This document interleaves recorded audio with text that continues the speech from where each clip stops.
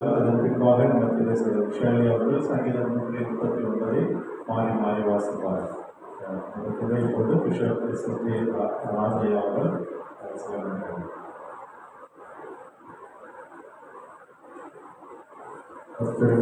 ஸ்தோத்திரம். ஆண்டவருக்கு மகிமை உண்டாவதாக. மெய்யான தேவன் இயேசு கிறிஸ்துவுக்கு ஸ்தோத்திரம். வானத்தை பூமியை படைத்தவர் இயேசு கிறிஸ்துவுக்கு ஸ்தோத்திரம். சர்வ வல்லமையுள்ள ஆண்டவர் இயேசு கிறிஸ்துவுக்கு ஸ்தோத்திரம். சேனைகளின் கர்த்தர் இயேசு கிறிஸ்துவுக்கு ஸ்தோத்திரம். பரிசுத்தர் பரிசுத்தர் பரிசுத்தர் என்ற நாமமுடையவர் இயேசு கிறிஸ்துவுக்கு ஸ்தோத்திரம். ஆண்டவர் இந்த நாளில் நம்மை கூட்டிச் சேர்த்திருக்கிறார். கர்மேல் ஜெப ஊழியங்கள் என்று சொல்லி தேவன் நம்மை இந்த நாட்களில் மக்களுடைய ரட்சிப்புக்காக ஜெபிக்கும்படியாக, தேசத்துக்காக ஜெபிக்கும்படியாக, ஊழியர்களுக்காக ஜெபிக்கும்படியாக இன்றைக்கு தேவன் இந்த நல்ல காரியத்திலே நம்மை ஒன்று சேர்த்திருக்கிறார். தேவனுடைய நாமம் மகிமைப்படுவதாக. கர்த்தருக்கு ஸ்தோத்திரம். கர்மேல் என்கிற இந்த பெயர் வேத புத்தகத்திலே ஸ்தோத்திரம் 10 முறைக்கு மேலாக வருகிறது.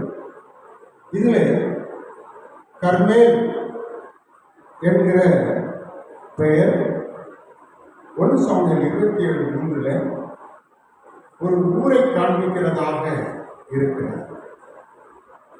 1 சாமுவேல் 30:5 ஒரு ஊரை காண்பிக்கிறதாக இருக்கிறது.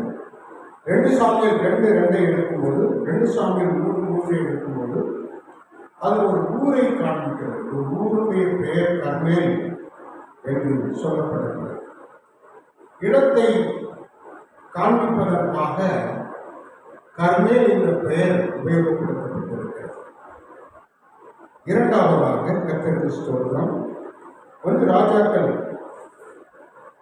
18ஆம் அதிகாரத்தில் 42ஆம் வசனத்திலே எலியா கர்மேல் பர்வதத்தில் ஏறி என்று எழுதப்பட்டிருக்கிறது. எலியா கர்மேல் பர்வதத்தை பயன்படுத்தி இருக்கிறார், ஊழியக்காரர் கர்மேல் பர்வதத்தை பயன்படுத்தி இருக்கிறார் என்று எழுதப்பட்டிருக்கிறது. 1 ராஜாக்கள் 18ஆம் அதிகாரம் 19ஆம் 20வது வசனத்தை நாம் வாசிக்கிற போது, கர்மேல் பர்வதத்திலே ஸ்தோத்திரம் ஊழியக்காரர் ஒரு சீரமைப்பு கொண்டு வருகிறார்.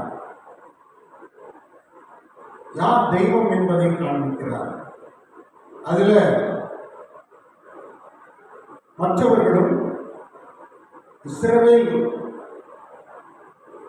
மக்கள் மத்தியிலே வெளிப்படுகிறதான இஸ்ரவேலின் தேவனை குறித்து அங்கே தேவ மனிதர் வெளிப்படுத்துகிறார். அங்க பாருங்க, ஸ்தோத்திரம், கர்மேல் பர்வதம் ஜெபத்திற்காக அங்கே பயன்படுத்தப்படுகிறது. ஜெபிக்கும் இடமாக அந்த பர்வதம், அந்த மலை பயன்படுத்தப்படுகிறது. முதல் அவருடைய தேவ தீர்க்கதரிசியின் ஜெபத்திலேயே ஒரு பெரிய அற்புதம் நடக்கிறது. ஜெபிக்கும் போது பரலோகத்திலிருந்து அக்னி இறங்கி அங்கே ஒரு பெரிய அற்புதத்தை செய்கிறதாக பார்க்கிறோம். இது நிமித்தம் பாகாலின் எதிர்கிரியர்களின் தீமையான மக்களின் கொள்ளாதவர்களை அழித்து கூட அங்கே ஒரு அற்புதம் நடக்கிறது. கர்மேல் என்பது ஜெபிக்கும் ஒரு பர்வதம், மலை என்று சொல்லப்பட்டிருக்கிறதை நாம் இங்கே பார்க்கிறோம். தேவ மனிதர் பயன்படுத்துகிற இடம் என்று சொல்லி அதை நாம் பார்க்கிறோம். உன்னத பாட்டு 7:5 வாசித்தால், இந்த கர்மேல் என்பது மலைகளிலே உயர்ந்த மலை. ஸ்தோத்திரம். கர்மேல் பர்வதம் என்று சொல்லப்பட்டிருக்கிறது. மனிதனுடைய சரீரத்தை வெளிப்படுத்தும் போது, காண்பிக்கும் போது மனிதர்களுடைய தலையை, சிரசை உன்னத பாட்டு 7:5 சொல்லும் சிரசு கருமையில் மலையை போல இருக்கிறது என்று சொல்லப்பட்டிருக்கிறது. அப்படி என்று சொன்னால் ஒரு உயர்ந்த ஸ்தானம் தலை என்பது ஒரு மனிதனுடைய சரீரத்திலே மிக முக்கியமான ஒரு பாகமாக இருக்கிறது. தலை இல்லாவிட்டால் ஒன்றுமல்ல. அப்போ சோத்திரம் தேவன் என்ன சொல்ல விரும்புகிறார்? தலை ஜெப ஊழியம் தான் இந்த பூமியில தேவன் செயல்படுத்தப்படுகிறதான ஒரு தலையாகிய சிறந்த காரியமாக இருக்கிறது என்பதை தேவன் வெளிப்படுத்துகிறார். ஸ்தோத்திரம். இது ஊராக இருக்கிறது, இதை பட்டணமாக மாற்றுவார். அல்லேலூயா. யோசுவாவின் 15:55 வாசிக்கும் போது கர்மேல் பட்டணம் என்று எழுதப்பட்டிருக்கிறது. ஊர் என்று சொல்லப்பட்டது பட்டணமாக மாறுகிறதாக காணப்படுவதை நாம் காண்கிறோம். இப்படி இந்த வேத வசனங்களை நாம் ஆழமாக தியானிக்கும் போது இந்த கர்மேல் என்கிற பெயர் மிக சிறந்த ஒன்று. மலை உயர்ந்தது. ஜெப மலை என்பது தேவன் பயன்படுத்துகிறதான ஒரு இடம். ஆகியனால் இந்த கர்மேல் என்ற பெயரிலே அமைக்கப்பட்ட இந்த ஊழியம், கர்மேல் ஜெப ஊழியம் என்பது ஸ்தோத்திரம், அது பெரிதாக உருவெடுக்கும், பெரிதாக வளர்ந்து பெருகும் என்பதில் எந்த மாற்றமும் இல்லை. இதுல ஸ்தோத்திரம் ஊர் எப்படி பட்டணமாய் மாறினதோ அதுபோல ஸ்தோத்திரம் லட்சக்கணக்கான மக்கள், கோடிக்கணக்கான மக்கள் இந்த ஊழியத்தின் நிமித்தம் பயனடைவார்கள். பெரிய பர்வதமாக பெரிய உயர்வை அடையும் என்பதில் எந்த மாற்றமும் இல்லை. தேவன் கர்மேல் என்ற பெயரை கொடுத்ததற்கு காரணம் ஜெபிப்பதற்காகவே. இயேசு இதில் சவால் விட செயல்பட இருக்கிறார். எப்படி என்று சொன்னால், இங்கே வந்து ஜெபிக்கிற பொழுது தீராத நோய்கள் சுகமாக்கப்படும். இங்கே வந்து ஜெபிக்கிற பொழுது கர்மேல் ஜெப ஐக்கியத்திலே வந்து ஜெபிக்கிற பொழுது, இந்த ஊழியத்திலே வந்து ஜெபிக்கிற போது அநேக காரியங்களை தேவன் அதிசயமாய் செய்து பெரிய நன்மைகளை தேசத்துக்கு கொண்டு வருவார். இது நிமித்தம் தேசத்தின் மக்கள் கோடி கோடியாக ரட்சிக்கப்படுவதற்கு தேவன் வழிவகை செய்வார்.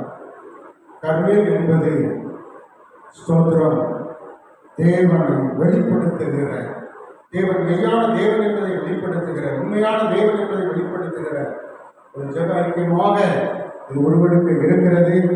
இது முதற்கொண்டு இது பழுகி பெருகும், ஒரு பெரிய பட்டணமாக, ஒரு பெரிய பரலோக நகரமாக மாறத்தக்கதான தேவ கிரியை வெளிப்படும்.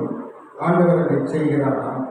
உலகம் 15:10 கர்த்தர் செய்கிற எல்லா கிரியைகளையும் ஆசீர்வதித்து எல்லா காரியங்களையும் தேவன் உண்மை ஆசீர்வதிப்பார் என்று சொல்றார். அந்த வசனத்தை மாற்றம் வாசித்து நம் ஜெப குறிப்புகளாக போவோம்.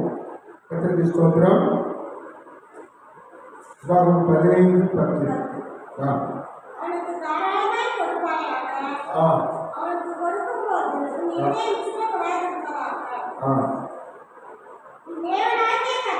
தேவனாகிய கர்த்தர், இதுதான் தேவனாகிய கர்த்தர் உன்னுடைய எல்லா கிரியைகளையும் கைவிட்டு செய்யும் எல்லா காரியங்களையும்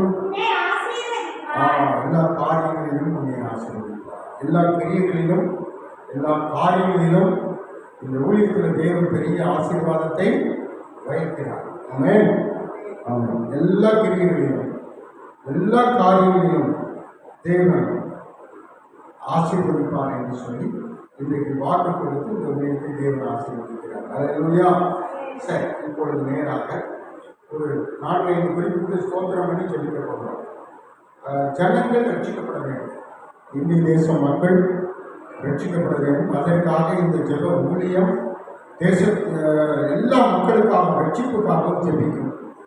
முதலாவதாக நாம் ஜெபிக்க போகிறோம். எல்லாரும் ஜெபிப்போம். நல்ல ஆண்டவரே, நாங்கள் ஒருமனப்பட்டவர்களா எங்கள் தேசத்தின் ஜனங்கள் எல்லாரும் ரட்சிக்கப்படணும். நாங்கள் ஒருமனப்பட்டு ஜெபிக்கிறோம் தகப்பனே. எங்கள் தேசத்தில் இருக்கிற ரட்சிக்கப்படாத மக்களை நீ கரம் நீட்டி தொட்டு நீர் ரட்சிக்க வேண்டுமாய் நாங்கள் சொல்லிக்கிறோம் ஆண்டவரே. ரட்சிக்க கூடாத வீட்டுடைய கரம் பிரிந்து போகவில்லை.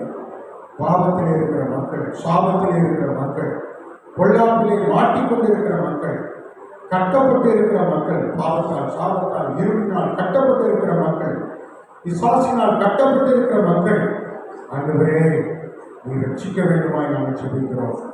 மீட்டுக் கொள்ள வேண்டுமாய் செபிக்கிறோம். உம்முடைய பிள்ளைகளாய் விசுவாசங்களாய் மாற்ற வேண்டுமாய் செபிக்கிறோம். இந்த நாட்களில் இந்த ஊழியத்தில் முதலாவது செபிப்பு தேசத்தின் மக்கள் ரட்சிக்கப்பட வேண்டும். ரட்சிக்கப்படாத மக்கள், அந்நிய மக்கள் ரட்சிப்புக்குள்ளாய் மாற்றப்பட வேண்டுமாய் நாங்கள் செபிக்கிறோம். நீர் அப்படி ரட்சிக்கப் போகிறதற்காக, உடைய கரம் நீட்டப்பட்டதற்காக, எங்கள் தேசத்திலே உம்முடைய கரம் நீட்டப்பட்டு ஆண்டவர் எல்லா மக்களையும் ரட்சிப்புக்குள்ளாய் மாற்றப் போவதற்காக ஸ்தோத்திரம் செலுத்தி ஜெபிக்கிறோம். இயேசுவின் நாமத்தில் ஜெபிக்கிறோம். கர்த்தர் ஜெபத்தை கேட்டார். எல்லாரும் கரங்களை தட்டி கர்த்தரை மேன்மைப்படுத்துவோம். ஆமென். ஸ்தோத்திரம், ஸ்தோத்திரம், ஸ்தோத்திரம். இரண்டாவது ஜெபம். இந்த நாட்களிலே இந்த மே மாசத்திலே கிட்டத்தட்ட தேசத்தில் உள்ள எல்லா சபைகளிலும் எல்லா ஊழியர்களிலும் பிபிஎஸ் சிறுவர் வாலிபர் ஊழியர்கள் நடந்து கொண்டிருக்கிறது. இதில் திரளான பிள்ளைகள் ரட்சிக்கப்பட வேண்டும். லட்சக்கணக்கான மக்கள் இதிலே கலந்து கொண்டு ஆசீர்வதிக்கப்படுகிறார்கள். ஜெபத்திலே பிபிஎஸ் ஊழியத்திலே இருக்கிறார்கள். ஸ்தோத்திரம். விடுமுறை வேதாந்த பள்ளி இதிலே கற்றுக்கொள்ள வருகிறவர்கள் எல்லாரும் தேர்நாள் தொடப்படணும், ரட்சிக்கப்படணும். சிறுபிள்ளைகள் மூலமாக அநேக குடும்பங்கள் தொடப்படணும். எல்லாரும் சேர்ந்து இதற்காக ஸ்தோத்திரம் பண்ணுவோம். ஸ்தோத்திரம், ஸ்தோத்திரம், ஸ்தோத்திரம். ஜெபிப்போம். நல்ல ஆண்டவரே, நாங்கள் ஒருமனப்பட்டவர்களாக ஜெபிக்கிறோம். ஆண்டவரே, எங்கள் தேசம் முழுவதும் நடக்கிற எல்லா சபைகளிலும் எல்லா ஊழியர்களிலும் பிபிஎஸ் நடக்கிறதப்பா. ஆண்டவரே ஸ்தோத்திரம். சிறுவர் ஊழியங்கள்ல, இந்த சிறுவர் விடுமுறை வேதாகம பள்ளி ஊழியங்கள்ல ஆண்டவரை கற்றுக்கொள்கிற எல்லா குடும்பங்களும் சந்திக்கப்படட்டும். ஆண்டவரை எல்லா பிள்ளைகளும் தொடப்படட்டும். அந்த பிள்ளைகள் நீதிமான்களாய் மாறட்டும். அந்த பிள்ளைகள் பரிசுத்த பிள்ளைகளாய் மாறட்டும். கொள்ளாத நிலைமையிலிருந்து மீட்டெடுப்பீராக. கர்த்தர்தாமே தேசம் முழுவதும் ஆண்டவரை சிறுவர் ஊழியங்கள், வாலிபர் ஊழியங்களில் கர்த்தருடைய கரம் மீட்டப்பட்டு இந்த நாளில் ஒரு பெரிய அற்புதம் நடக்கட்டும். கர்த்தர் அப்படி செய்கிறதற்காக ஸ்தோத்திரம். எங்கள் தேசத்தின் பிள்ளைகள் நல்ல பிள்ளைகளாக, ஆண்டவரை வாலிபர்கள் நல்ல வாலிபர்களாக, ரட்சிக்கப்படுகிறவர்களாக மாற்றப்படணும். ஆண்டவரை விசுவாசம் திருப்பக்கூடாது. கொள்ளாத மனிதர்கள், கொள்ளாத பாவ பழக்க வழக்கம் பிள்ளைகளை மாற்றக்கூடாது. ஆண்டவரை சினிமா மாற்றக்கூடாது. அசுத்த கிரியைகள் மாற்றக்கூடாது. ஆண்டவரே ஸ்தோத்திரம். போதை வசதிகள் மாற்றக்கூடாது. ஆண்டவரை பிள்ளைகளை கொடுக்கிறாக. விபிஎஸ் மூலமாக ஆண்டவரே தேசம் முழுவதும் நடக்கிற விபிஎஸ் மூலமாக அநேக குடும்பங்கள், சிறுவர்கள், வாலிபர்கள் தொடர்பாக சொல்லியிருக்கிறோம். இயேசுவின் நாமத்தில் ஜெபிக்கிறோம். கர்த்தர் ஜெபத்தை கேட்டார். எல்லாரும் கரங்களை தட்டி கர்த்தரை ஸ்தோத்திரம் பண்ணுவோம். Praise the Lord. ஸ்தோத்திரம், ஸ்தோத்திரம், ஸ்தோத்திரம். இந்தியா, தமிழ்நாடு, ஸ்தோத்திரம், ஸ்தோத்திரம். இதில் இருக்கிற எல்லா பிரதமர்கள், இந்தியாவில் உள்ள பிரதமர், ஜனாதிபதி, ஸ்தோத்திரம், மாநிலங்களில் இருக்கிற முதலமைச்சர்கள் எல்லாரும் தொடப்படணும். கர்த்தரால் மீட்கப்படணும். இந்த கர்மல் ஜெப ஊழியத்தில் தேசத்துக்காக, தேசத்தின் தலைவர்கள் ரட்சிக்கப்படும்படியாக எல்லாரும் ஸ்தோத்திரம் பண்ணுவோம். ஸ்தோத்திரம், ஸ்தோத்திரம், ஸ்தோத்திரம், ஸ்தோத்திரம். அநேக ஜெப குறிப்புகளுக்கு நாம் ஜெபிக்க கடமைப்பட்டிருக்கிறோம். இந்த நாட்களில் தேசத்தின் தலைவர்கள், முதலமைச்சர்கள், எம்பிக்கள், எம்எல்ஏக்கள், ஸ்தோத்திரம், எல்லா அதிகாரிகளும், அது மாத்திரமல்ல பிரதமர், ஜனாதிபதி எல்லாரும் ரட்சிக்கப்பட வேண்டும். கர்த்தரால் தொடப்பட வேண்டும். இருதயம் மாற வேண்டும். தேவனை ஆராதிக்கிறவர்களாய் மாறணும். தேவன் ஒரு பெரிய அற்புதத்தை செய்யும்படியாக எல்லாரும் ஜெபம். ஹல்லேலூயா. தகப்பனே ஸ்தோத்திரிக்கிறோம். தேசத்தின் தலைவர்களுக்காக, தேசத்தில் இருக்கிற முதலமைச்சர்களுக்காக, ஆண்டவரே பிரதமருக்காக, ஜனாதிபதிக்காக, ஆண்டவரே ஸ்தோத்திரம், ஒவ்வொரு அதிகாரிகளுக்காகவும் ஜெபிக்கிறோம். ஆண்டவரே தேவன் எங்கள் தேசத்தில் கண்ணோக்கி பார்த்து இவர்களெல்லாம் ரட்சித்து ஆண்டவரே ஸ்தோத்திரம், எங்கள் தேசத்துக்கு நன்மை உண்டாக அற்புதம் செய்யும் ஐயா. இந்த நாட்களில் ஆண்டவரே ராஜாக்களுக்காகவும் மந்திரிகளுக்காகவும் ஜெபிக்கும்படியாக நாங்கள் நிற்கிறோம். ஆண்டவரே எங்கள் எல்லா மாநிலங்களிலும், தேசத்தில் காணப்படுகிற எல்லா மாநிலங்களில் இருக்கிற எல்லா தலைவர்களும் ஆளுநர்களும் ரட்சிக்கப்படுவார்களாக. ஆண்டவரே ஸ்தோத்திரம், ஒவ்வொரு மாவட்ட ஆட்சியர்கள், கலெக்டர்கள் ரட்சிக்கப்படுவார்களாக. எம்எல்ஏக்கள், எம்பிக்கள் ரட்சிக்கப்படுவார்களாக. தேவக்கரம் நீட்டப்படட்டும். தேவன் அற்புதம் செய்யும். ரட்சிப்புக்குள்ளாய் மாற்றி தேசத்தில் ஒரு மாற்றம் உண்டாகும்படியாக ஜெபிக்கிறோம். இயேசுவின் நாமத்தில் ஜெபிக்கிறோம். கர்த்தர் அப்படியே செய்கிறபடியாக சோத்திரம் பண்ணுவோம். சோத்திரம். கடைசியாக கர்த்தர் ஜெப ஊழியத்திற்காக ஐயாவுக்காக, சரியம்மாவுக்காக, ஜெனிலாவுக்காக, ஜெயபுரிக்காக, குடும்பத்தில் உள்ள எல்லா உறவினர்களுக்காக தேவன் ஊழியத்தில் எல்லாரும் ஒருமனப்பட்டு செயல்படும்படியாக எல்லாருக்கும் தேவன் ஒருமனதின் ஆவியை ஜெபாவியை ஆசீர்வாதத்தை ஊற்றும்படியாக ஸ்தோத்திரம். எல்லாரும் அதற்காக ஜெபம். ஆண்டவரே நாம் செபிக்கிறோம், ஒருமனப்பட்டவர்களால் செபிக்கிறோம். ஆண்டவரே அல்லேலூயா. இந்த கர்மேல் ஜெப ஊழியத்திற்காக ஒருமனப்படுகிறோம்.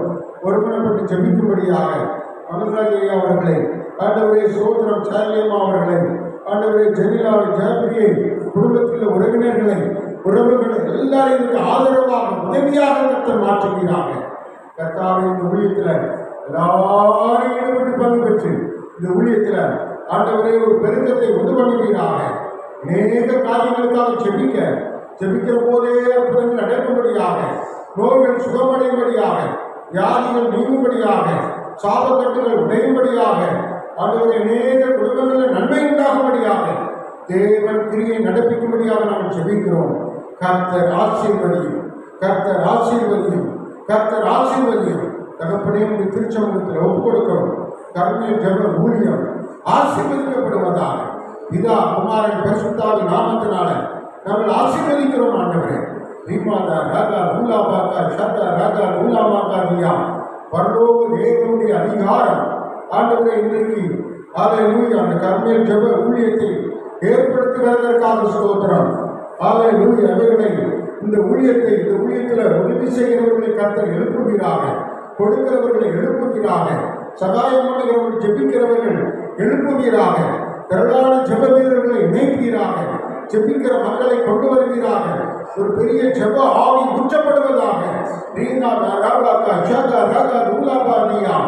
ஆண்டவரே வானத்தையும் பூமியும் உடையவராகிய உன்னதமான தேவனுடைய ஆசீர்வாதம் இந்த ஊழியத்திலே உண்டாவதாக. பிதா குமாரன் பரிசுத்தாவின் நாமத்தினால இந்த ஊழியத்தை ஆண்டவரை பெருகப்படும்படிக்கு பிரதிஷ்டை செய்து ஆசீர்வதித்து உமக்கென்று நாங்கள் ஏற்படுத்தி உம்முடைய பாதத்தில் வைக்கிறோம். ஆண்டவர் பெரிய காரியங்களை செய்து ஆசீர்வதிக்கிறார். ஆசீர்வதிக்கப்படுவதாக, ஆசீர்வாதம் உண்டாவதாக. அல்லேலூயா. எப்படியே செய்யும் உம்முடைய நாமம் மகிமைப்படட்டும். இதற்காக ஆண்டவரை செயல்படுகிற திரளான மக்களை கர்த்தர் கொண்டு வந்து வருகிற நாட்களில் ஆண்டவர் பெரிய காரியங்களை செய்கிறார். உம்முடைய நாமம் மகிமைப்படட்டும். 30, 60, 100, 1000 லட்சமாய் கோடி கோடியாய் பெருகத்தக்கதாக தேவ வல்லமை ஆசீர்வதிப்பதாக இயேசுவின் நாமத்தில் ஜெபிக்கிறேன். எல்லாரும் கரங்களை தட்டி கர்த்தரை மகிமைப்படுத்துவோம். இப்பொழுது நாம் தொடர்ந்து சங்கீத பகுதிகளை தொடர்ந்து போகிறோம்.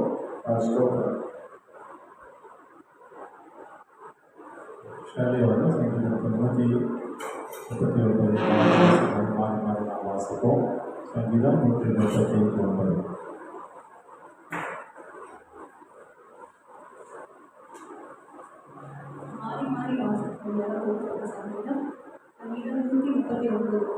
கர்த்தாவே, நீர் என்னை ஆராய்ந்து அறிந்திருக்கிறீர்.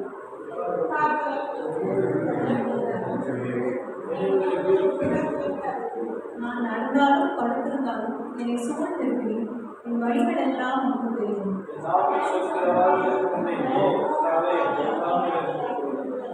உட்புறத்திலும் பின்புறத்திலும் நீர் என்னை நெருக்கி உமது கரத்தை என் மேல் வைக்கிறீர். உடைய ஆவிக்கு மறைவாக எங்கே போவேன்? உங்களுடைய சமூகத்தை விட்டு எங்கே ஓடுவேன்?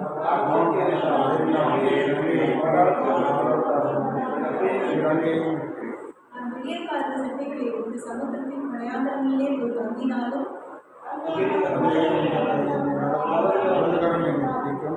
இருள் என்னை மூடிக்கொள்ளும் என்றாலும் இரவு என்னை சுற்றி வெளிச்சமாயிருக்கும்.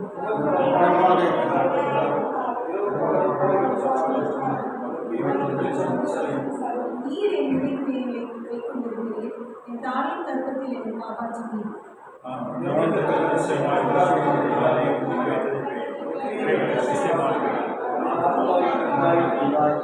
நான் ஒளிப்பிடத்தில் உண்டாக்கப்பட்டு பூமியின் தாழ்விடங்களிலே விசித்திர வினோதமாய் உருவாக்கப்பட்டபோது என் எலும்புகள் உமைக்கு மறைவாய் இருக்கவில்லை.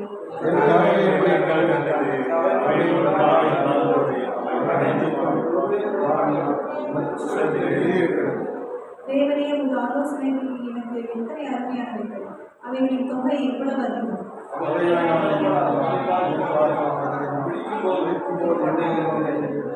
தேவனே, நீர் துன்மார்க்கத்தை அழைத்தீரானால் நலமாயிருக்கும்.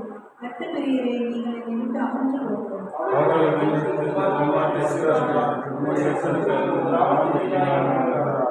கர்த்தாவே, உம்மை பகைக்கிறவர்களை நான் பகையாமலும் உமக்கு விரோதமாக எழுதுகிறவர்களை அருவருக்காமலும் இருப்பேனோ? தேவனே, நீ ஆராய்ந்த என் இருதயத்தை அறிந்து கொள்ளும். என்னை சோதித்து என் சிந்தனைகளை அறிந்து கொள்ளும்.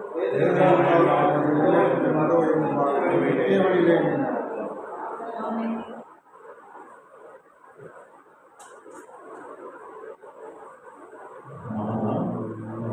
ஜெமிலா ஒரு பாடலை பாடுவார்கள். அதற்கு பின்பாக அந்த ஒரு வார்த்தையை கேட்க இருக்கிறோம். ஜெமிலா ஒரு பாடல்.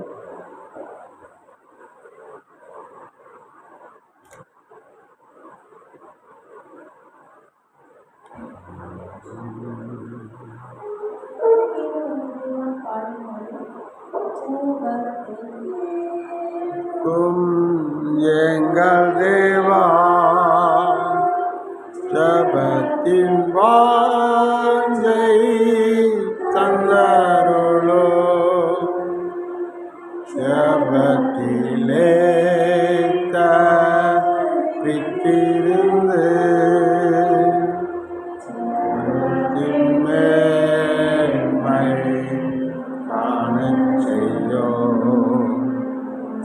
தாமே ஜீவன் ஜபம் செய்யா தீர்க்கு இருவை சட்டா ஜபமே ஜீவன் ஜபம் செய்யா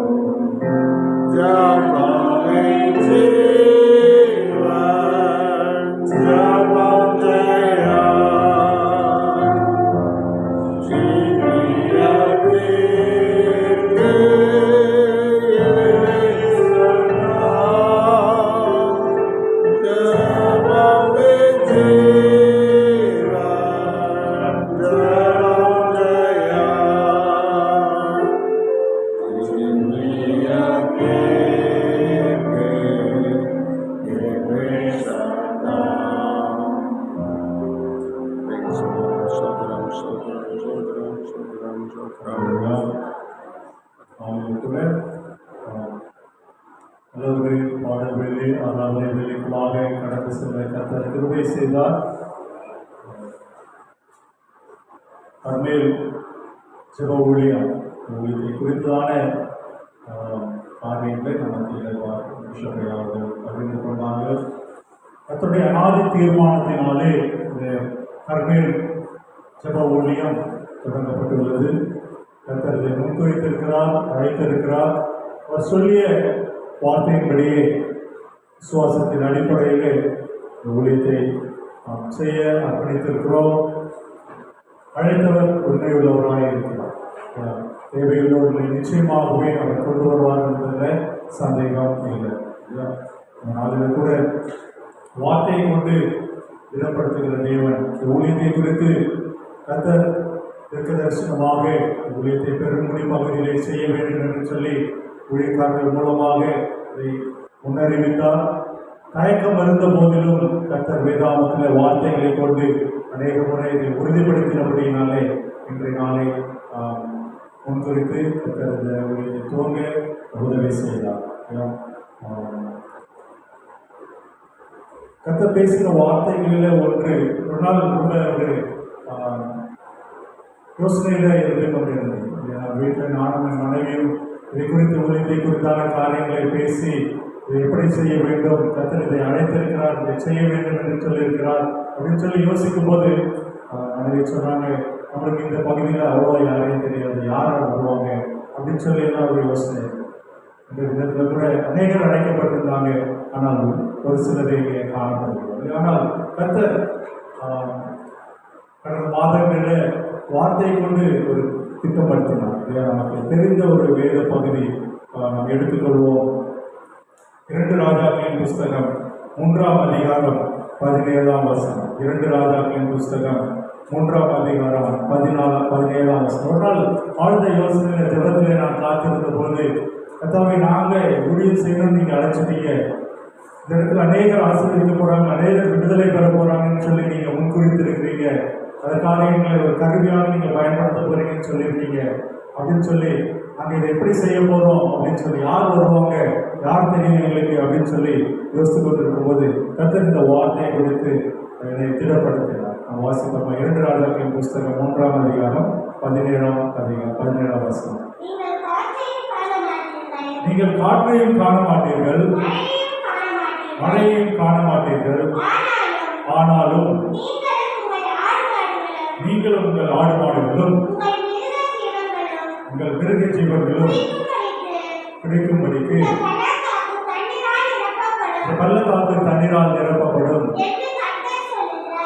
என்று கர்த்தர் சொல்லுகிறார் என்று சொல்லி இந்த வார்த்தையை கர்த்தர் என்னோடு பேசி என்னை திடப்படுத்தினார். அது முதற்கொண்டு ஒரு கேள்வியோ ஒரு சந்தேகமோ எதுவுமே இல்லை. எப்படி செய்ய வேண்டும், அடுத்தது என்ன கட்டம் என்று சொல்லி அதற்கான முற்குறிப்புகளை மேற்கொண்டிருந்து கர்த்தர் இந்த நாளை தெரிந்தெடுத்திருக்கிறார்.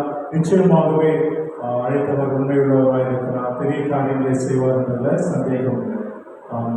தலைகளை தாழ்த்தி ஜெபம் செய்யும். உங்கள் அன்பின் பரமத்தை கம்பெனியப்பா, இந்த நாளுக்காக நாங்கள் உங்களுக்கு நன்றி செலுத்துகிறோம், துதிக்கிறோம், சோஸ்தரிக்கிறோம். இந்த நாளில் கூட தகப்பனியப்பா, நீங்கள் எங்களை கர்மேல் ஜெப ஊழியத்துக்கு நீத்திருக்கிறீங்க, அதற்காக உங்களுக்கு நன்றி. தகப்பனியப்பா, நீங்கள் ஒரு நோக்கத்தோடு அழைத்திருக்கிறீங்க. அநேகருக்கு இப்போ வியாதியில் இருக்கிறவங்க, ஒவ்வொருத்தரும் இருக்கிறீங்க, பிசாசு கட்டில் இருக்கிறவங்க, அப்பா கடன்பாடுகள் இருக்கிறவங்க விடுதலை பெற்று தரும்படியாக தகப்பனே நீர் எங்களை பயன்படுத்த வேண்டுமா நாங்கள் நிச்சயிக்கிறோம்.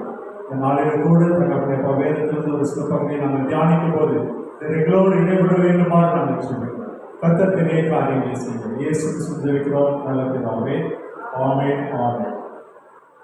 இந்த நாளில் கூட பார்த்தீங்கன்னா அந்த வாசித்த சங்கீதங்களின் புஸ்தகத்தில் சங்கீதம் 139 23-24 வசனத்தில் பார்த்தீங்க அப்படின்னு சொன்னால், தேவனே என்னை ஆராய்ந்து என் இருதயத்தை அறிந்து கொள்ளும், என்னை சோதித்து என் சிந்தனைகளை அறிந்து கொள்ளும். தேவனே வேதனை உண்டாக்கும் வழி என்னிடத்தில் உண்டோ, வேதனை உண்டாக்கும் வழி என்னிடத்தில் உண்டோ என்று பார்த்து இந்த நித்திய வழியிலே என்னை நடத்தும் என்று சொல்லி எல்லாத்தையும் பார்க்கணும். அது சங்கீதக்காரனுடைய ஜெபமாக காணப்படுகிறது. இல்லை ஒரு வைராக்கியமான ஒரு ஜெபம். எத்தனை பேர் நம்ம சொல்ல முடியும், இதனால கர்த்தரிடத்துல பார்த்து கர்த்தாவே என்னுடைய இருதயத்தை ஆராய்ந்து பாருங்க அப்படின்னு சொல்லுங்க. வேதாந்தத்தில் சொல்லப்பட்டிருக்கு, இருதயம் மகா திருக்குள்ளதும் கேடுள்ளதுமான ஒரு காரியம் இல்லையா. அப்படியான ஒரு இதயத்தின் சிந்தனைகளை மற்றவர்களுக்கு யாருக்குமே சொல்ல முடியாது, யாருக்கும் தெரியாது. கர்த்தர் ஒருவரை அதை அறிந்திருக்கிறார். அப்படியான ஒரு சூழ்நிலையில தாவீது ராஜா இந்த இடத்துல ஒரு வைராக்கியத்தோடு சொல்லுகிற காரியம், தேவனே என் இருதய என்னை ஆராய்ந்து என் இருதயத்தை அறிந்து கொள்ளும் அப்படின்னு சொல்லிட்டு அப்புறம் வந்து செல்ஃப் டிக்ளரேஷன் இல்லையா. என்னை வந்து டெஸ்ட் பண்ணி பாருங்க, என் இதயத்தின் காரியங்களை அறிந்து கொள்ளுங்க அப்படின்னு சொல்லி ஒரு வைராக்கியத்தோடு சொல்லுவோம். நம்முடைய இந்த காலகட்டத்தில் அவங்க எத்தனை பேர் நம்ம இதை கத்தரிடத்துல எந்த நாளில சொல்ல முடியும்? நம்ம இதயத்தின் காரியங்கள், கத்தருக்கு பிடித்தமில்லாத காரியங்கள், கத்தர் அருவருக்கிற காரியங்கள் எத்தனையோ இல்லையா நம்ம இதயத்தில் காணப்பட்டுக் கொண்டிருக்கிறோம். ஒருவேளை அதை சிந்தித்து பார்க்க நம்ம அழைக்கப்படுகிறோம். தாவீது ராஜாவை போல நம்ம இந்த நாளில் சொல்ல முடியுமா? கத்தருக்கு பிடித்தமான காரியங்கள் நம்முடைய இருதயத்தில் காணப்படுகிறதா? கத்தருக்கு அருவருக்கக்கூடியங்கள், அவரை வேதனைப்படுத்தக்கூடிய காரியம் இல்லையா, அதுதான் இங்கே சொல்றேன். வேதனை உண்டாக்கும் வழி இடத்தில் உண்டோ என்று பார்த்து நித்திய வழியிலே நடக்கும். அதான் சங்கீதக்காரனுடைய ஒரு நல்ல ஒரு ஜெபமாக உடலை நாம கூட இது கற்றுக்கொள்ள வேண்டும். நம்முடைய அனுதின வாழ்க்கையில கர்த்தரிடத்தில் நாம் இப்படியாக ஜெபிக்க வேண்டும். கர்த்தாவே உமக்கு பிடித்தமில்லாத காரியங்கள் என்ன இருக்கிறது, அதை நீர் ஆராய்ந்து பார்த்து எனக்கு சொல்லுங்க அப்படின்னு சொல்லுங்க. அந்த ஒரு தைரியம் நமக்குள்ளாக காணப்பட வேண்டும் என்று சொல்லிப்பார். சங்கீதம் 26:1-2 நம்ம வாசிக்கும் போது, சங்கீதங்களின் புஸ்தகம் 26:1-2 நம்ம வாசிக்கும் போது, கர்த்தாவே என்னை நியாயம் விசாரியும், நான் என் உத்தமத்திலே நடக்கிறேன், நான் கர்த்தரை நம்பியிருக்கிறேன், ஆகையால் நான் தள்ளாடுவதில்லை. கர்த்தாவே என்னை பரீட்சித்து என்னை சோதித்து பாருங்கள், என் உள்ளிருந்தவைகளை என் இருதயத்தை உடவிட்டு பாருங்கள். அதே போன்ற ஒரு ஜெபம் சங்கீதக்காரன் அப்பொழுது ஒவ்வொரு நேரத்திலும் தன்னை பரிசோதித்து பார்க்க முடியாது. கர்த்தருடைய சன்னிதானத்திலே தன்னை ரெக்கன்சைல் பண்ணி கொள்கிறவராக அவர் காணப்பட்டார் என்று சொல்லி பார்க்கிறோம். அப்படியான ரெக்கன்சைல் பண்ணுகிற அனுபவம் நம்முடைய வாழ்க்கையில காணப்பட வேண்டும் இல்லையா. இருதயம் ஒரு ஸ்டேபிளாக இருக்காது, அப்பப்போ மாறிக்கொண்டே இருக்கும் இல்லையா. அப்படியான ஒரு காரியம் தான் இந்த இருதயம் என்று சொல்லி பார்க்கிறோம். வேதாந்தத்தை போது 2 ராஜாக்களின் புஸ்தகத்துக்கு நேராக எடுத்துக்கிறோம். 2 ராஜாக்களின் புஸ்தகம் 3ஆம் அதிகாரத்துல நம்ம பார்த்தோம் அப்படின்னு சொன்னா, இந்த வசனம் கர்த்தர் கொடுத்த வார்த்தை, நீங்கள் காற்றையும் காண மாட்டீர்கள், மழையும் காண மாட்டீர்கள், ஆனாலும் நீங்கள் உங்கள் ஆடு மாடுகள் உங்கள் மிருக ஜீவன்களை பிடிக்கும்படி பள்ளத்தாக்கில் தண்ணீரால் நிரப்பப்படும். இந்த சம்பவம் நம்ம அனைவருக்கும் தெரிந்தது இல்லையா. என்ன நடந்தது என்று சொல்லி அந்த அதிகாரத்தில் நீங்க பார்த்தீங்கன்னா 17ஆம் அதிகாரத்தில் முதல் 4-5 வசனங்கள் நீங்க பார்த்தீங்க அப்படின்னு சொன்னா, அங்கே இருக்கிறதான ராஜாக்கள் இல்லையா, ஒரு யூதாவை ஆண்டு கொண்டு இருக்கிற யோசபாத் ராஜா என்ற ஒரு ராஜா இருக்கிறார். அடுத்தபடியாக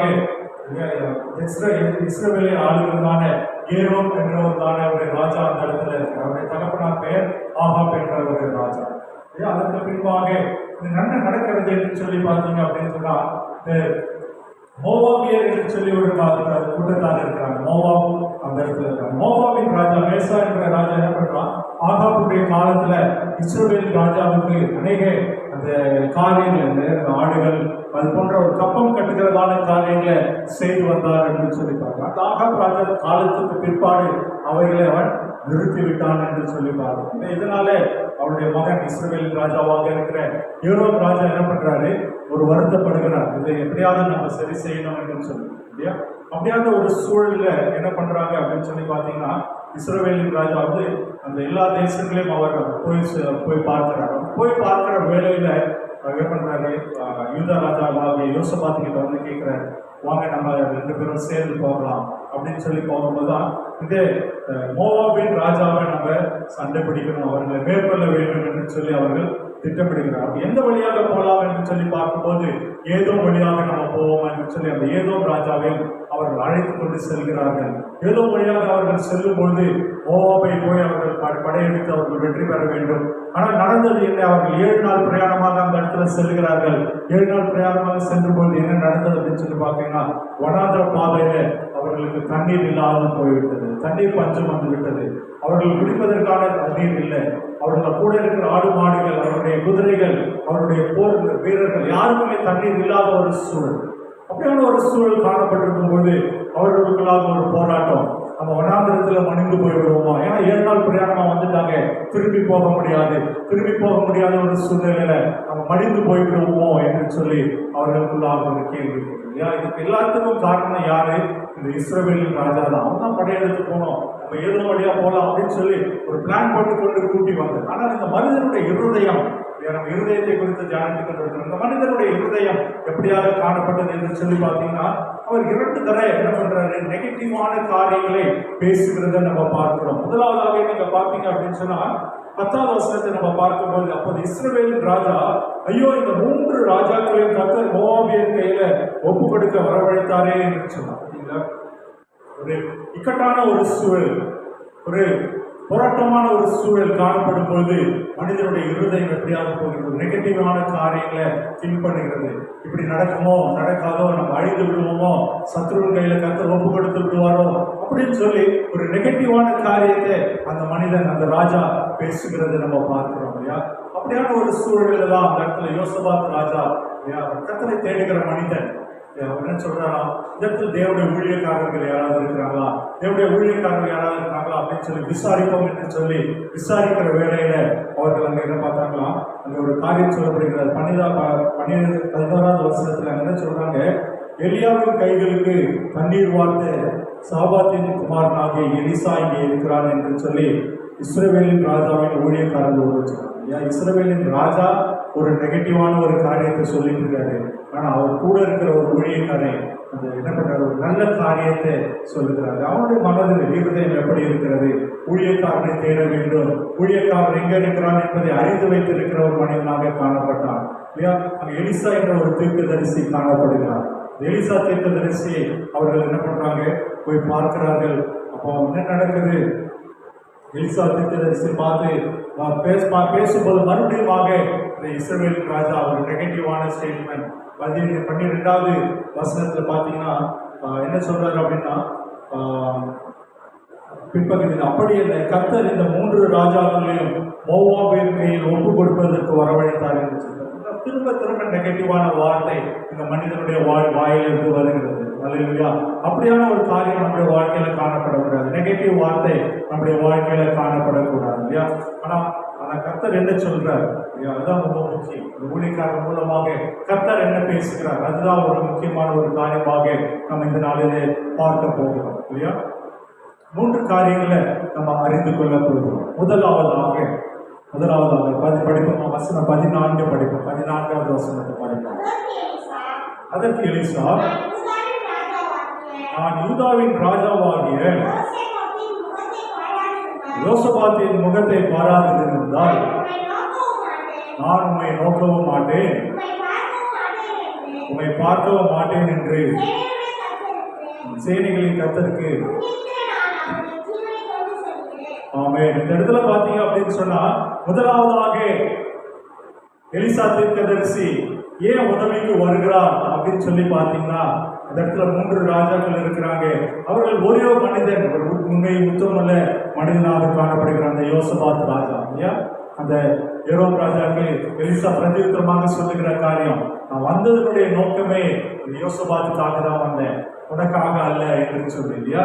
நீ ஏன்னா எனக்கு ஏற்ற வழியில நடக்கல, கர்த்தருக்கு ஏற்ற வழியில நடக்கல, நீ இன்னுமாக பாவமான காரியங்களை வாழ்ந்து கொண்டிருக்கிற தகப்பனுடைய காரியங்கள், அவர் வழிபட்ட தேவர்கள், இப்படியாக அநேக காரியங்களை நீ பின்பற்றி கொண்டிருக்கிறார். நான் உனக்காக வரல, யோசபாத்துக்காக வந்தேன் அப்படின்னு சொல்லி.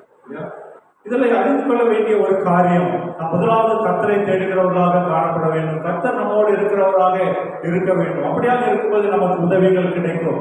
அதே போல நாம் இருக்கிற ஐக்கியம் இல்லையா? ஒருவேளை இந்த 3 ராஜாக்களுடைய சூழ்நிலை, 3 பேருக்கு தண்ணி இல்லை, அவரோட சார்ந்திருக்கிற மனிதர்களுக்கு தண்ணி இல்லை, பஞ்சத்துல வாடிக்கொண்டிருக்கிறாங்க, கஷ்டத்துல இருக்கிறாங்க. ஆனா ஒருவேளை இந்த இஸ்ரவேல் ராஜா எலிசாவிடத்தில் தனியாக மாட்டியிருந்தா ஒருவேளை அவருக்கு எந்த உதவியும் கிடைத்திருக்காரு. அதனாலதான் இந்த இடத்துல எலிசா சொல்லுகிறாரு, உம்மை பார்க்கவும் மாட்டேன், உன்னுடைய சேனைகளின் கர்த்தருக்கு முன்பாக இருக்கிற ஜீவனை கொண்டு சொல்கிறேன் அப்படின்னு சொல்லுறாரு. யோசபாத் ராஜாவுக்காக தான் உனக்கு நான் உதவி செய்யணும்.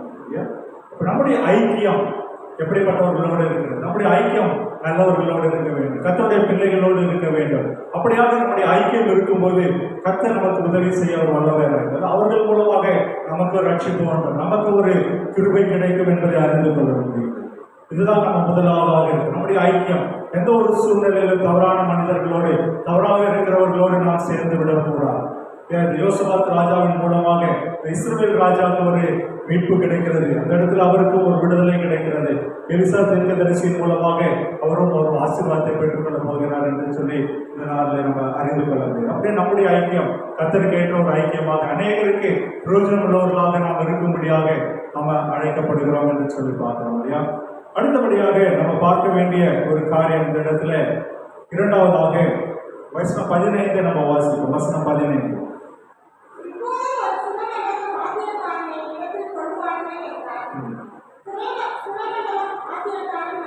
சுரமண்டல வாத்தியக்காரன் வந்து வாசித்த போது கர்த்தருடைய கரம் அவன் மேல் இறங்கிட்டு. அல்லேலூயா. இதை பத்தி ஒரு முக்கியமான ஒரு காரியம். எலிசா தீர்க்கதரிசி என்ன சொல்கிறார்? நீ ஒரு சுரமண்டலக்காரனை அழைத்து வா, சுரமண்டலத்தை வாசி. அப்படின்னா என்ன அர்த்தம்? அவர்களை கர்த்தரை துதிக்கும்படியாக, கர்த்தரை ஆராதிக்கும்படியாக, கர்த்தரை சோஸ்தரிக்கும்படியாக அவர் அந்த இடத்துல சொல்லுகிற ஒரு காரியம். அல்லேலூயா.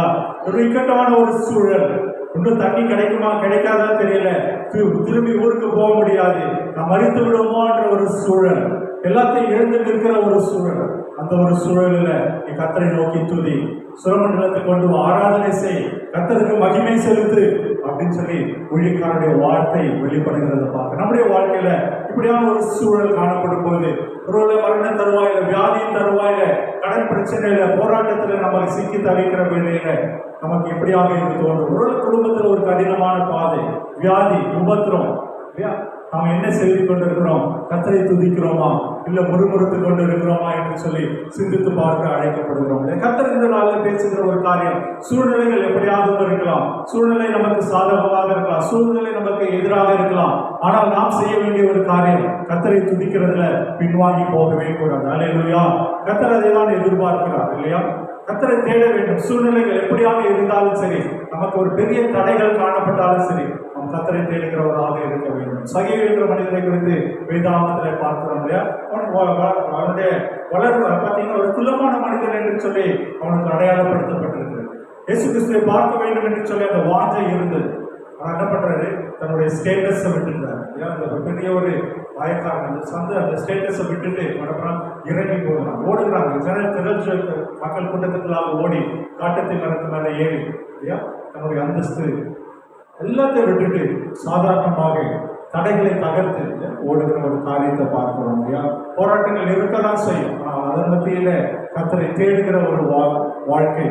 அப்படி அநேக வேதாகமத்தில் அநேக காரியங்களை சொல்ல முடியும். 17 திருடனுக்கு தடை இருக்கதான் செய்யும், அவன் முன்னிலும் அதிகமாக சத்தத்தை உயர்த்தி தேவனை அழைத்தான் என்று சொல்லிட்டான். இக்கட்டான சூழ்நிலைகள் மத்தியில தேவனை நாம் தேட வேண்டும், கர்த்தரை நாம் அழைக்க வேண்டும், அவரை ஆராதிக்க வேண்டும். அப்படி செய்வது நமக்கு ஒரு தகுதியும் நீதிமா இருக்கிறது என்று சொல்லி வேதாகமத்தில் பார்க்கிறோம் இல்லையா? கர்த்தரை துதிக்க வேண்டும். அப்படியாக இரண்டாவது காரியத்தை நாம் பார்க்கணும். முதலாவதாக நல்ல ஒரு ஐக்கியத்துல நாம் உறுதியாக காணப்பட வேண்டும். இரண்டாவதாக நாம் அறிந்து கொண்ட ஒரு காரியம், கர்த்தரை இக்கட்டான சூழ்நிலையில தேட வேண்டும். அப்படியாக எலிசா தீர்க்கதரிசி என்ன பண்ணாங்க? அங்க இருக்க மக்கள் எல்லாம் முறுமுறுத்திருப்பாங்க இல்லையா? எனக்கு தண்ணி இல்லை, மிருக ஜீவங்களுக்கு தண்ணி இல்லை, ஒரு நாளோ 2 நாளோ நாங்க மறிக்க போறோம், இப்ப எடுத்துட்டு வந்து துதிக்க சொல்றீங்களே அப்படின்னு சொல்லி. ஆனா அந்த காரியம் நடந்த காரியம் பார்ப்போம். அந்த 15வது வசனத்துல பின்பகுதியில சுரமண்டலக்காரன் வந்து சுவாசித்த போது கர்த்தருடைய கரம் அவன் மேல இருக்கு. அல்லேலூயா.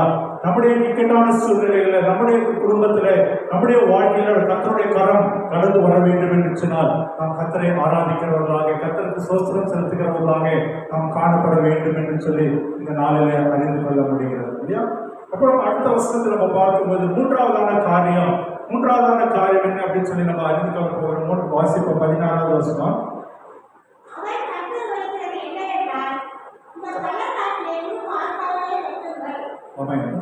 மூன்றாவதாக நாம் கற்றுக்கொள்ள ஒரு காரியம் ஒபீடியன்ஸ், கீழ்ப்படுகிற ஒரு காரியம் இல்லையா?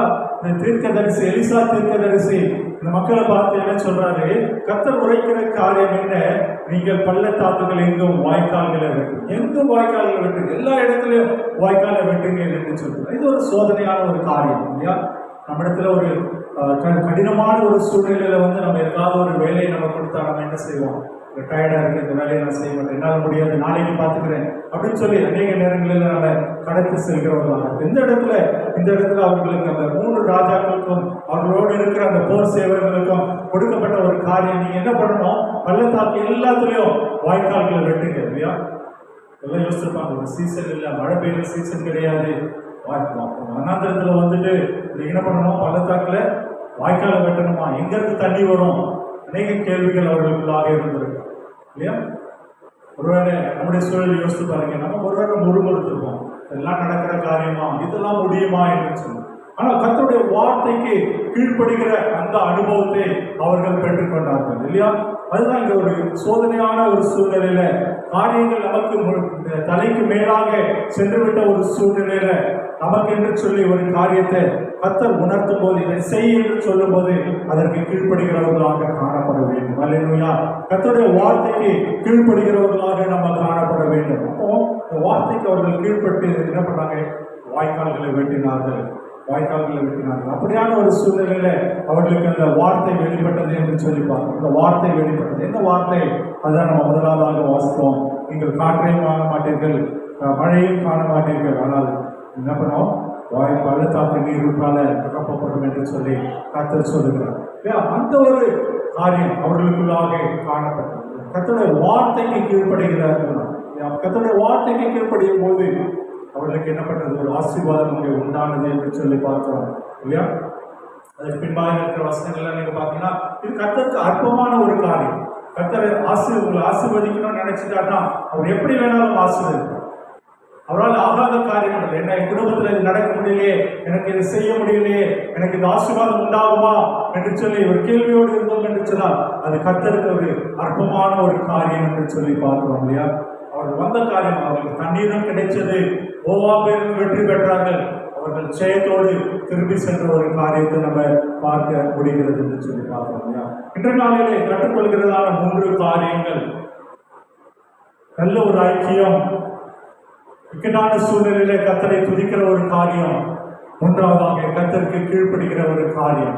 3லும் நம்ம உண்மையோடு காணப்படும் போது கர்த்தர் நம்மை உயர்த்த அவர் வல்லவராயிருக்கிறார். எப்பேற்பட்டதான ஒரு சூழ்நிலையாக இருந்தாலும் சரி, சூழ்நிலை நமக்கு சாதகம் இல்லாமல் இருந்தாலும் சரி, கர்த்தர் அதை மாற்றி போட அவர் வல்லவராயிருக்கிறார். அவராலே ஆகாத காரியம் ஒன்றுமில்லை என்று சொல்லி இந்த நாளில் அறிந்து கொள்ள முடிகிறது இல்லையா?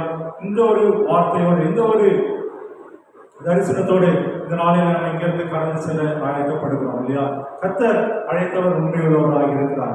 சூழ்நிலைகள் நமக்கு சாதகமாக இருக்கலாம். நம்மோடு இருக்கிற மக்கள் ஒரு நல்ல ஒரு ஐக்கியத்தில் இருக்கிற மக்களாக இருக்கிறது. அதுக்கு மேலாக, எல்லாவற்றுக்கும் மேலாக நம்முடைய இருதயம் கர்த்தரை நோக்கி பார்க்க வேண்டும். நெகட்டிவான காரியங்களை யோசிக்க கூடாது, முறுமுறுப்பான காரியங்களை சொல்லக்கூடாது. கர்த்தருக்கு ஏற்ற காரியங்களை நம்ம செய்ய அழைக்கப்படுகிறோம். ஜெபிப்போமா? நம்ம ஜெபித்து முடிக்க இருக்கிறோம். அன்பின் பரம தகப்பனே, அப்பா, அந்த நேரத்துக்காக நாங்கள் உமக்கு நன்றி செலுத்துகிறோம். கர்த்தர் இருக்கிற நாளில் எங்களோடு பேசியிருக்கீங்க, அதற்காக உமக்கு நன்றி செலுத்துகிறோம். தகப்பனை இந்த நாளிலும் தகப்பனை அப்பா, காற்றையும் காண மாட்டீங்க, மழையும் காண மாட்டீங்க, ஆனால் பள்ளத்தாக்கு நீரொன்றாலே நிரப்பும் என்று சொல்லிங்க, தண்ணீராலே நிரப்பப்படும் என்று சொல்லிட்டீங்க. கர்த்தர் தந்த வார்த்தைக்காக நாங்கள் உமக்கு நன்றி செலுத்துகிறோம். எங்களுடைய இருதயம் தகப்பனை உமக்கு ஏற்றதாக, உண்மையை நோக்கி பார்த்ததாக, தகப்பனை ஒரு நல்ல ஐக்கியத்தில் பலப்படத்தக்கதாக, தகப்பனை சூழ்நிலைகளை பார்க்காதபடி நாங்கள் உண்மை நோக்கி பார்த்து உண்மை துதிக்க, உண்மை சோஸ்தரிக்க இப்போ நாங்கள் எங்களை ஒப்பு கொடுத்து நாங்கள் ஜெபிக்கிறோம். எல்லா தடைகளையும் நீக்கி போடுங்க, தடைகளை நீக்கி போடுங்க, தடைகளை நீக்கி போட்டு தகப்பனை நீர் முன் செல்ல வேண்டுமாறு நாங்கள் ஜெபிக்கிறோம். தகப்பனை அப்பா, எல்லா காரியங்களையும் நீர் பொறுப்படுத்திக் கொள்ளுங்க. இந்த நாளில கூட தகப்பனை அப்பா, சுரமண்டலத்தை கொண்டு வந்து தகப்பனை கர்த்தரை துதிக்கும்படியாக அந்த வேலையை அவர்கள் அர்ப்பணிக்க முடியும். உடைய கரம் கடந்து வந்தது போல தகப்பனை இந்த நாளை வந்திருக்கிற ஒவ்வொருவரும் மேல உடைய கரம் கடந்து வரும்படியாக நாங்கள் ஜெபிக்கிறோம். தகப்பனை அப்பா, இதை யூடியூப்ல யாரெல்லாம் பார்க்கிறார்கள் அவர்கள் மேல உடைய கரம் கடந்து வரும்படியாக நாங்கள் ஜெபிக்கிறோம். கர்த்தர் அழைத்திருக்கிறேன், நீர் உண்மையுள்ளவர். அப்போ அதற்காக நாங்கள் உமக்கு நன்றி செலுத்துகிறோம். சூழ்நிலைகளை பார்க்காதபடி, சூழ்நிலைகளை நாங்கள் பார்த்து கலங்காதபடி, தகப்பனை வாழ்க்கை எவ்வளவுதானா முடிந்து போயிட்டா, தண்ணீர் இல்லையே, எங்கள் வாழ்வாதாரத்துக்கான காரியங்கள் இல்லையே, பொருளாதாரம் இல்லையே, ஒரு காரியங்கள் அப்புறம் எதிர்மறையாக இருக்கிறதே என்று சொல்லி கலங்காதபடி நாங்கள் உண்மை நோக்கி பார்க்கிறவர்களாக, அழைத்தவர் உண்மையுள்ளவர், நீர் எங்களை பராமரிப்பீர், போஷிப்பீர், வழிநடத்துவீர், அந்த நம்பிக்கைகளாக நாங்கள் கடந்து செல்ல கர்த்தர் எங்களுக்கு உதவி செய்யும். வாங்கி நம்ம செய்யப்படுகிறதுக்காக உமக்கு நன்றி நன்றி நன்றி செலுத்துகிறோம். இதனால கூட விசேஷ விதமாக கர்மேல் ஜெப ஊழியத்திலே தகப்பனே அப்பா நீர் நாளை நீர் தெரிந்தெடுத்திருக்கிறீர், அதற்காக நாங்கள் உமக்கு நன்றி செலுத்துகிறோம். வருகிற மாதத்திலே நாங்கள் கூடி ஜெபிக்கிற வேளையில தகப்பனே அப்பா இந்த இடம் நிரம்பி ஒழியத்தக்கதாக நீர் அநேகரை அழைத்து வரப்போகிறீர், அதற்காக நாங்கள் உமக்கு நன்றி செலுத்துகிறோம். அதற்கான தகப்பனை நாங்கள் எங்களை அர்ப்பணித்து தகப்பனை நாங்கள் காரியங்களை முன்னெடுக்க நீர் உதவி செய்ய, சோர்ந்து போகாமல் அப்பா நாங்கள் பலத்தோடு காரியங்களை செய்ய நீர் உதவி செய்ய கர்த்தரை அப்படி செய்யப்படுகிறதுக்காக உமக்கு நன்றி நன்றி நன்றி செலுத்துகிறோம். கர்த்தர் பெரிய காரியங்களை செய்ய இயேசு கிறிஸ்துவின் ஜெபிக்கிறோம் நல்ல பிதாவே, ஆமென் ஆமென். ஆத்மாவே கர்த்தரை ஸ்தோத்திரி, இவர்களுமே ஸ்நானத்தை ஸ்தோத்திரி, ஆத்மாவே கர்த்தரை ஸ்தோத்திரி, கர்த்தர் செய்த சகல பாகியம் பரவாதே. ஆமென் ஆமென். பிஷப்பை ஆசீர்வாதம். கர்த்தருக்கு ஸ்தோத்திரம். ஆண்டவர் தரிசனம் கொடுத்து, ஆண்டவர் அழைத்து, ஆண்டவர் பெயரை கொடுத்து கர்மேல் ஜெப ஊழியத்தை தேவன் தொடங்கி இருக்கிறார். ஜெப ஊழியம் தேவையா அப்படின்னு கேட்டால் கண்டிப்பாக தேவை. அல்லேலூயா. கர்மேல் ஜெப ஊழியம் 7 வகையான காரியங்களை செய்ய போகிறது.